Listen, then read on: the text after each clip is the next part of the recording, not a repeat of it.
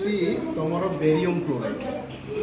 ତାହେଲେ ମୁଁ ଏଇଟା ଗୋଟେ ବେରିୟମ୍ କ୍ଲୋରାଇଡ୍ର ଜଳୀୟ ଦ୍ରବଣ ନେଇଛି ହେଲା।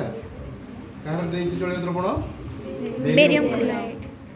ଆଉ ଏଇଟା ଅଛି କ'ଣ ତମର ନା ସୋଡ଼ିୟମ୍ ସଲଫେଟ୍ Na2SO।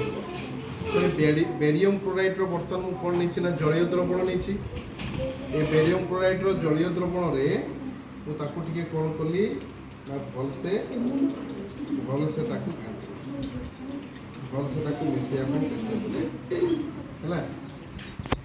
ତାକୁ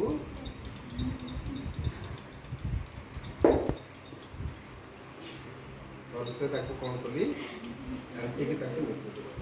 ଆମେ ଆହୁରି କ'ଣ କରିପାରିବା ନା ଯେତିକି ମିଶିଛି ସେଠି ରହିଗଲା ନାଇଁ କି, ତ ଯେ କ'ଣ କରିବା ନା ତାର ଜଳୀୟ ଦ୍ରବଣକୁ ମୁଁ ଅଲଗା କାଢ଼ିଦେବି।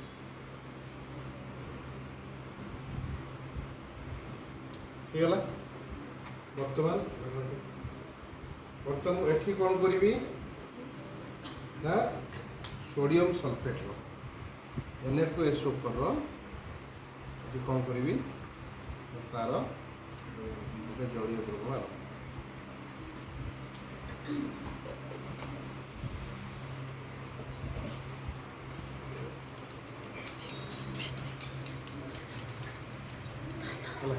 ଦେଖ ଗୋଟେ ଧଳା ପଦାର୍ଥଟା ସୃଷ୍ଟି ହେଲା କି ନାହିଁ?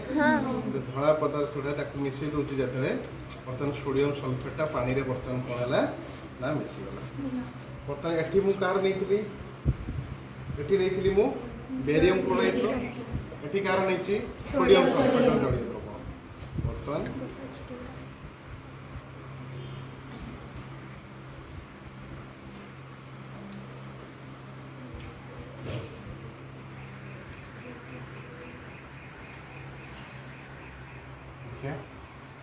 ପ୍ରତିକ୍ରିୟାଟାକୁ ଦେଖିବା ଭଲସେ। ଦେଖ ତଳେ ଏଇ ଜାଗାରେ ଦେଖ କିଛି ପଦାର୍ଥଟା କ'ଣ ଅଛି ଦେଖ,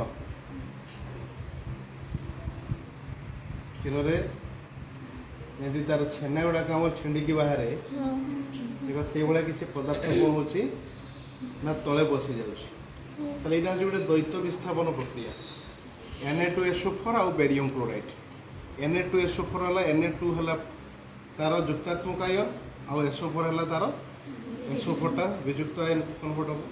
ଆଉ ବେରିୟମ୍ କ୍ଲୋରାଇଡ୍ର ବେରିୟମ୍ଟା ତାର ପ୍ଲସ୍, କ୍ଲୋରାଇଡ୍ଟା ତାର ମାଇନସ୍।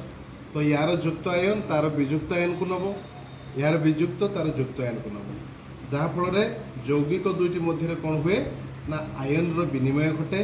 ଏବଂ ଏଠି ଯେଉଁ ସୃଷ୍ଟି ହେଲା ତୁମର barium sulphate Na2SO4, Na plus ହୁଏ, SO4 2 ମାଇନସ୍ ହୁଏ। ତାହେଲେ ଏଠି ଆଉ କିଏ ରହିଲା? Barium chloride. ବେରିୟମ୍ର ପ୍ଲସ୍ ହେବ, କ୍ଲୋରାଇଡ୍ଟା ମାଇନସ୍ ହେବ। Na କ୍ଲୋରିନ୍କୁ ନେଇଗଲା, Na2 NaCl ହେଲା, 2 NaCl ସୋଡ଼ିୟମ୍ କ୍ଲୋରାଇଡ୍, ଯେଉଁଟାକୁ ଆମର ଏଠି ପାଣିରେ ସେ ମିଶିକି ଅଛି, ଆମେ ତାକୁ ଚାଖିଲେ ଲୁଣିଆ ଲାଗିବ। ଆଉ କ'ଣ ସୃଷ୍ଟି ହେଲା ନା ବେରିୟମ୍ଟା ସୋଡ଼ିୟମ୍ ସଲଫେଟ୍ର ସଲଫେଟ୍କୁ ନେବ, ସୃଷ୍ଟି ହେବ କ'ଣ ବେରିୟମ୍ ସଲଫେଟ୍। ସେ ବେରିୟମ୍ ସଲଫେଟ୍ଟା ଜଳରେ ଅଦ୍ରବଣୀୟ। ତ ସିଏ କ'ଣ ହେବ ନା ଦେଖ ଏଠି ତଳେ ଛେନା ଛିଣ୍ଡିଲା ଭଳିଆ ଦେଖୁଛ ନା ନାଇଁ? କ'ଣ ହେଇଛି ତଳେ? ସିଏ ତଳେ ରହିଯାଇଛି, ବୁଝିଗଲା ନା ନାଇଁ?